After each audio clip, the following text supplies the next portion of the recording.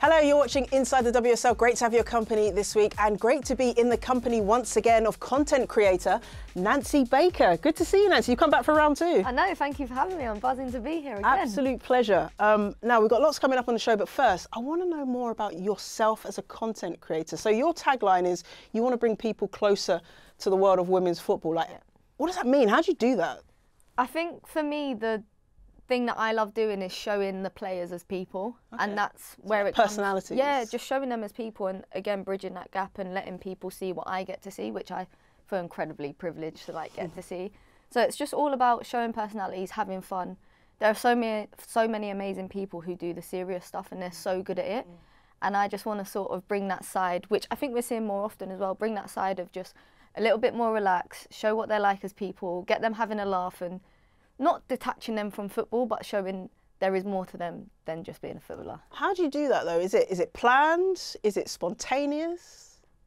Not really. It's not really planned, no. I think I have content streams that I sort of make into my brand that I do, so people sort of connect with, so like the Spud or like the random questions, which are really easy and don't take a lot of time, so it doesn't take away from like fan interaction or take hours out of their day because they're such busy people.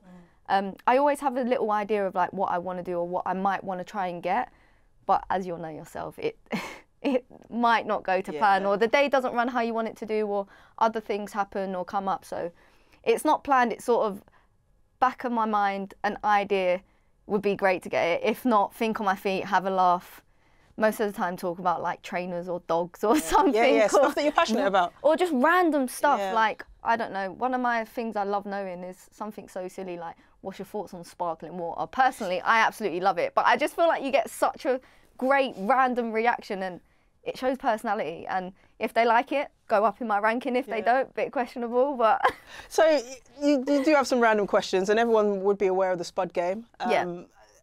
How difficult is it to make yourself stand out? Because it seems like everyone wants to be a content creator these days. Don't get me wrong, like, I think what content creators show is the fun side, the exciting stuff, the being here, there, everywhere. You potentially don't see like the travelling or the planning that goes into place, or getting these opportunities, or being able to be in those spaces.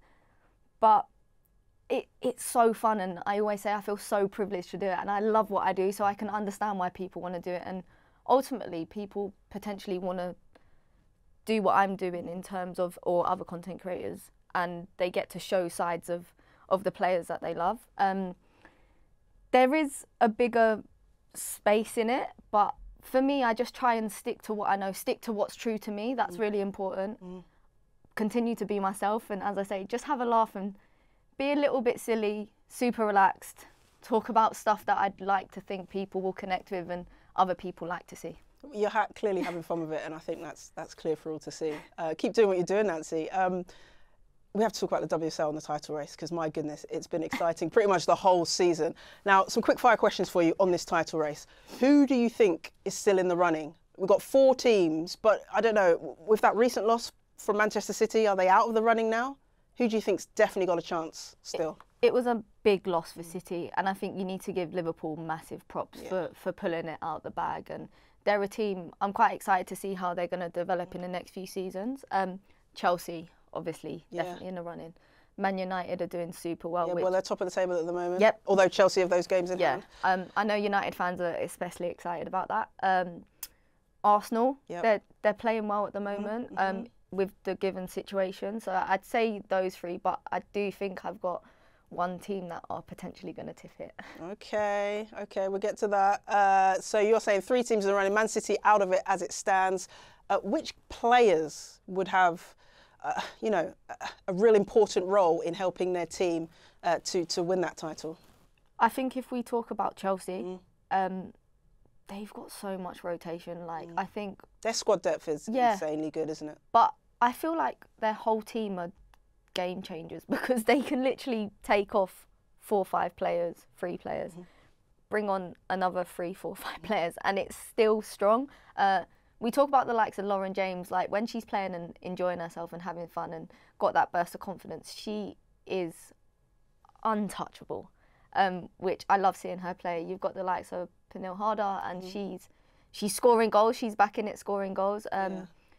There's so many. They've got some incredible players. Yeah. Go on then. Who's going to win the title?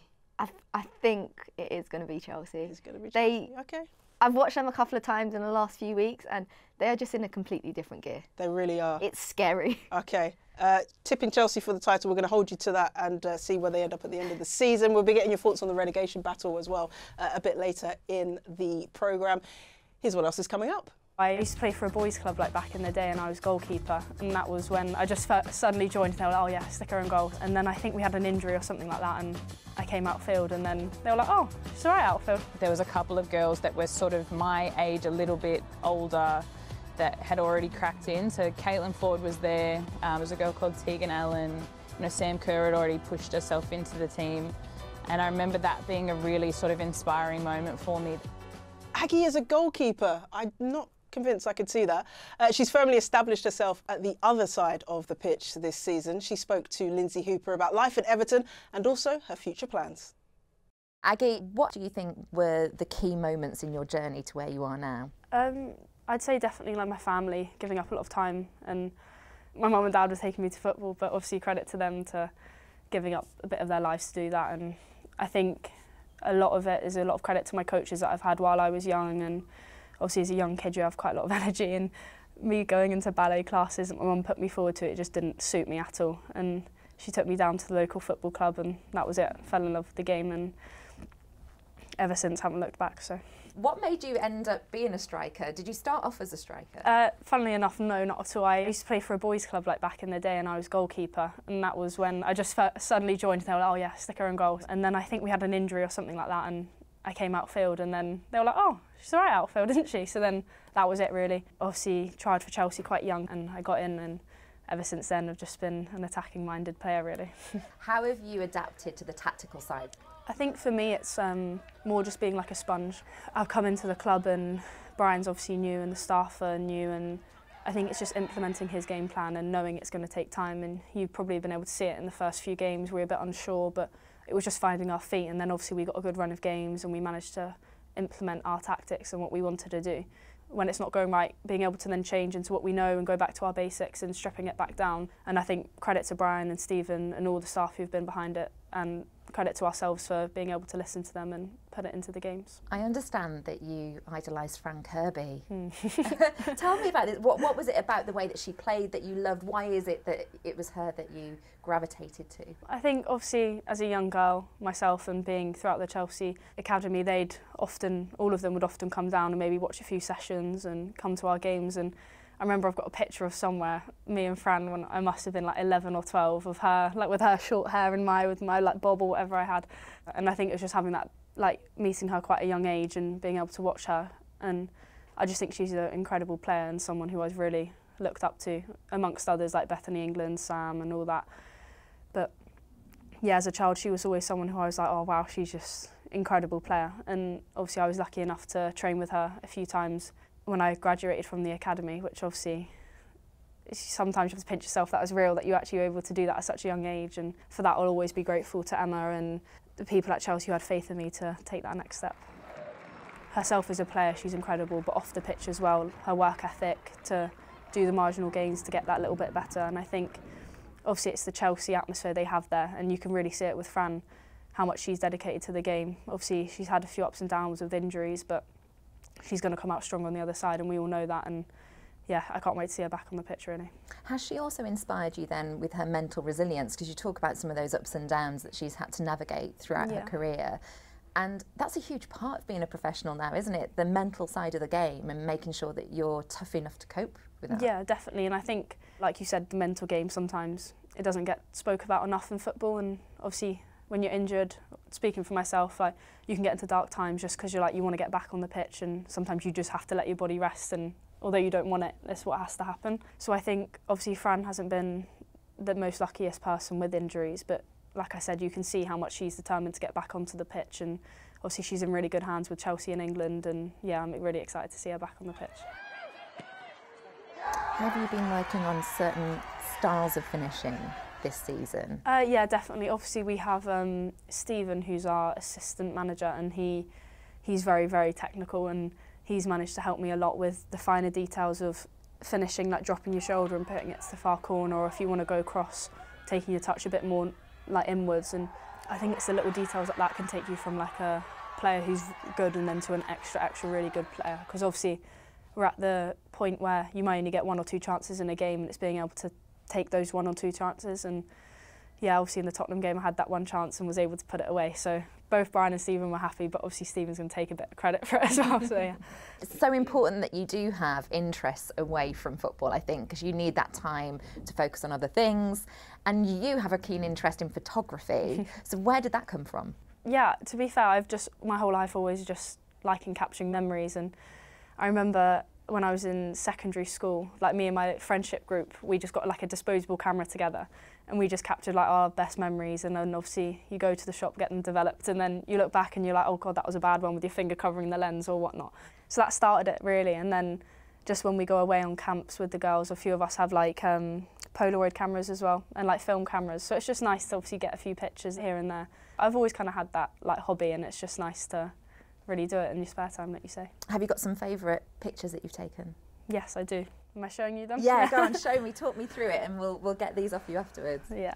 This one I think is in Estepona, if I remember correctly, with England. Oh wow, nice lovely sunrise. I can even tell the framing of that, but also the way that you've got the light trickling on the water. Oh yeah, no, it's nice, isn't it? Really, really nice. And then that was just a nice contrast one, to be fair. Oh, very nice. One of the sides we don't get to hear or see as much about is the socialising aspect to you as teammates. What is your main socialising event? Oh, I'd probably say like just getting a coffee all together and card games or something. Like, obviously we have quite an international group of girls, so we're constantly learning like new games here, there and everywhere, to be fair. But it's good just to get together a few of the girls and obviously just play cards. It's nice to kind of forget about football for a minute, and it makes the times go a bit quicker when you're on the bus all the way down to Brighton, let's say. When will you know more about your future for next season? Yeah, if I'm being honest, I completely don't know. It's a bit of a broad topic of what goes on within the Chelsea and Everton communication and what they think's best for me, and obviously I have faith in Everton and what they want to do with me, and obviously likewise with Chelsea, and wherever I end up, I'm sure it will be the right decision. And for now, I'm just really excited to finish my time here at Everton with the great bunch of girls and staff and everyone who's involved. And obviously I'll be back for pre-season with Chelsea, and then we'll figure out what happens. But yeah, right now, focus stays for the next 4 weeks and end the season on a high, really. So Aggie says she's very much focused on the job at hand. Listening to that interview, Nancy, it's hard to believe that she's just 19 years of age. What have you made of the season she's had at Everton and the impact she's made? I think it's been fantastic for her getting minutes. As a young player, her parent club is Chelsea, so it would be hard to break into that squad, along with obviously I've gone out on loan. So her being at Everton, getting that playing time, is only going to make her even more mature as a player. I think we can see how mature she is anyway as a person. So it's exciting. She's getting first team minutes in potentially one of the best leagues in the world in the women's game. So I love to see it. Yeah, and it looks like she's enjoying herself as well. And Brian Sorensen, the Everton manager, has been speaking about her and how much he wants her to stay at the club. Aggie is a wonderful person, a good player, young, full of energy, wants to develop, and it's been fantastic to have Aggie in, and we also hope we can have her next year, of course, but it's not in our hands, it's in Chelsea's hands. But Aggie has been brilliant. And you mentioned about that being in Chelsea's hands, but would she be part of your plans? Yeah, if we could, get her. But I think Chelsea has to do all their business first and see where they end up. And do they have a room for Aggie to come in and feature in their squad? And if they feel she's ready for it, then I of course understand that. But we said to them we of course open to get her back if that's what they decide to do. So her gaffer wants her to stay at the club. I mean, you can see why. She's got so much talent, especially scoring that last-minute winner against Spurs last month. If she goes back to Chelsea, though, Will she get game time? Very competitive squad, isn't it? Definitely. Chelsea have so many options. Their rotation is incredible. I think it's great that she's been at Everton and she's had that game time. So I wouldn't see it being a bad thing, her potentially going there for another season. She obviously understands the run of play there. She's got a great relationship. The manager wants her there. And she'd get more minutes and, again, keep developing, keep playing, and then pushing for that sort of Chelsea space. I don't know at this age if she'd be able to stay in the starting lineup or get in the match day squad, but it's because she's young. So the future is incredibly exciting for her. It really, really is. It was really interesting hearing her talk about her other hobbies outside of football, which I think are really important for players in terms of their mental health. And she likes taking pictures and stuff. But you've met her, you know, you're friends with her. Take us behind the scenes as a content creator. What is she like? And when you interact with her, what's she like to deal with? Honestly, she's just such a lovely person. She's so kind. She's incredible manners. No, genuinely, like, she's so lovely. Like, when you see her, like, little hug, hello, how are you, what's going on? It's just really easy to talk to her. You've got a jersey as well, haven't you? Yeah, so funny story. Essentially said how much I love a pink kit. Anything pink is a winner for me. Put out on my Twitter how much I like the Everton pink kit. Fowdies, who are amazing, do amazing stuff for women's football kits, sent me a tweet and was like, oh, who'd you get on the back? Would it be Izzy Christiansen? And I was like, whoa, no. I'd have to get my mate Aggie on the back, represent the young ones, the ones that I know. Then got a shirt through the door from my friends at Fowdies with Aggie's name on the back. Dropped her a message, sent her a picture. I was like, hey, look what I've got. She was like, you have to come to a game. I'll make sure I get it signed for you. I was like, yeah, 100%, get it signed, put it framed. It's a nice little memento, isn't it? Brilliant. I love that. I love the fact that you get behind the scenes like that. You're interacting directly with the players. That's brilliant. Have you ever played Spud Game with Steph Catley? Not Spud Game yet. Okay. But we had a great chat about matching jackets the other day, so I'll take that. So you're besties. She does seem lovely. And Lindsay Hooper went to have a chat with her recently at the Arsenal training ground about her first footballing experiences. What's the first thing that you would want me to know about you? Probably that I'm a dog mum. Are you? I am. I have a 1-year-old Groodle, golden retriever poodle. Yeah. His name's Calvin. So yeah, I'm very proud dog mum. What's the first social you did as an Arsenal team after you arrived? We all got together at Jordan Nobbs' place and just hung out there. I think the weather was good at that point, so we're all in shorts and t-shirts and out in a balcony. Yeah, that was the first time, I think. What were your first impressions of North London? I think, like, in terms of actually being in London, I always sort of compared it to, I'd played in America for a long time, so, you know, there was New York, and I'd been to New York a fair bit, and I think, you know, London and New York get compared a lot, but I just love London so much more than New York. I think it's cleaner, it's just classy, the buildings, the architecture, the shopping, food, all that kind of thing, like, just fell in love with it, really. Do you remember the first feeling when you thought, I want to do this, I want to play football full time? I think the first time was, I'd played a lot of sort of like backyard, front yard football with like boys in the neighbourhood and my brother, and always loved it. But then there was a time where, a first point where my mum said we should just put her into a team, and I was at my brother's training and I was sort of running up and down the sidelines, like copying what they were doing, and they were like, just throw her in with the boys. And then I did that training session, and I just remember this feeling inside of me. It was almost like everything just clicked, and I knew that this was where I was supposed to be. This is what I sort of love doing. And as soon as that session was over, it was all I could think about. It was all I wanted to do. I just wanted to kick a football 24/7, wanted to train every day. So yeah, for me that was the light bulb moment that I'd really found what I was passionate about and wanted to do. Do you remember the first person that you thought, I'm going to replicate that, I'm going to do what they did there? When I was really starting to crack into the national team, there was a couple of girls that were sort of my age, a little bit older, that had already cracked in. So Caitlin Ford was there, there was a girl called Tegan Allen, you know, Sam Kerr had already pushed herself into the team. And I remember that being a really sort of inspiring moment for me. They went to the World Cup in Germany, and that one I hadn't quite cracked into the national team at that point. I was in the under-20s and I hadn't quite cracked in.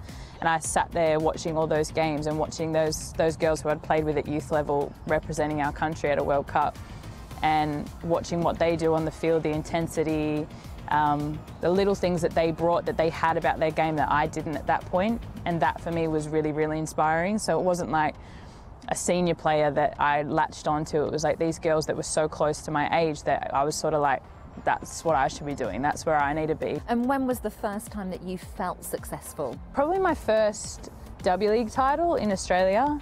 I hadn't won anything at that point, whether it was international football, domestic football, club, anything significant. And yeah, that was my first proper trophy. And it was when I was really starting to get into the youth national teams and stuff like that. So I was feeling like my pathway to football was sort of unfolding in front of me. And then we were, as that team in Melbourne, were able to win a W League title. And I think that was the first little taste of success I got. And yeah, was able to go on and win a few others after that. But yeah, that's probably the first big taste of success that I got. And what would you say has been the first major milestone that you've hit in an Arsenal shirt?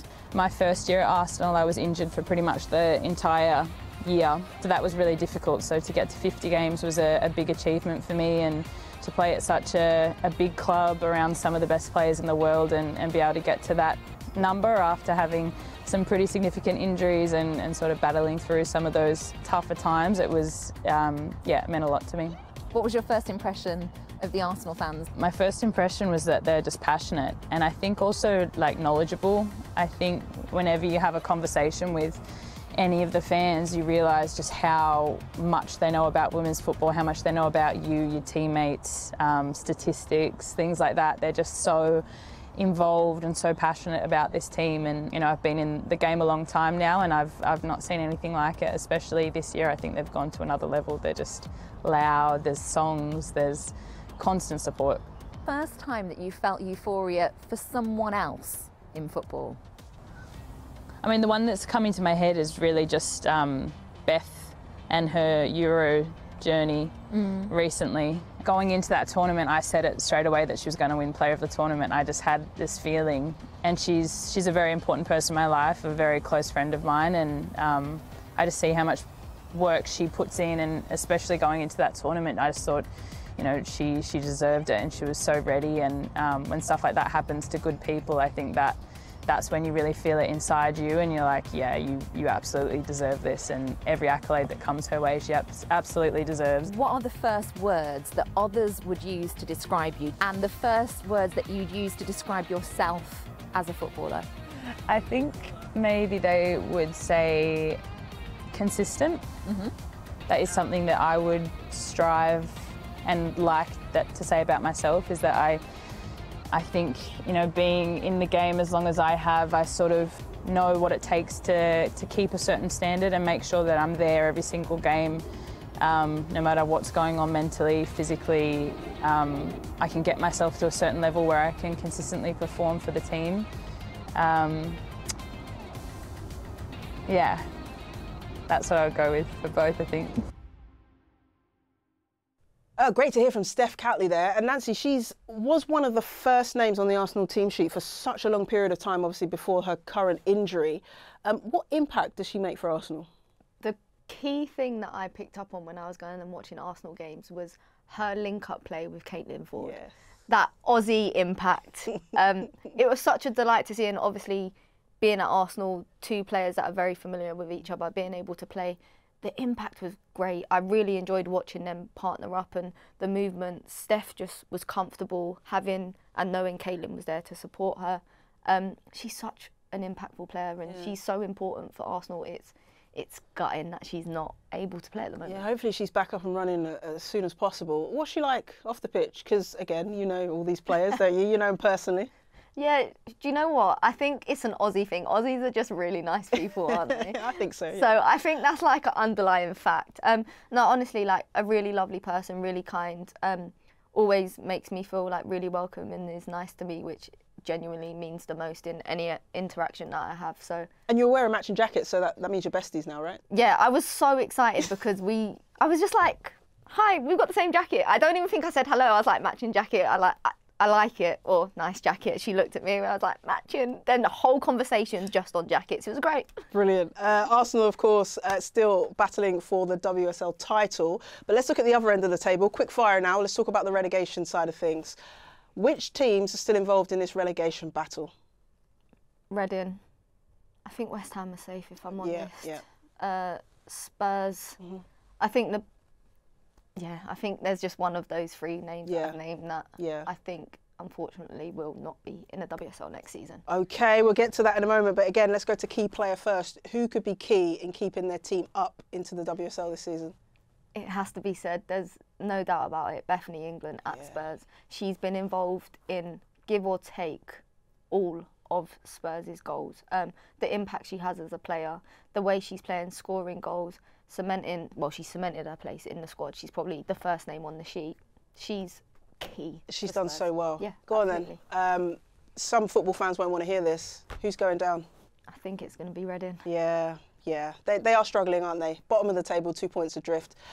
Nancy, it's been absolutely great to have you back on Inside The WSL. Thanks so much for coming. Thank you so much for having me. As I said, always a pleasure and the best time. Nancy, you're welcome back anytime. Only one way to finish it, with the Spud game. Thank you for coming into the studio.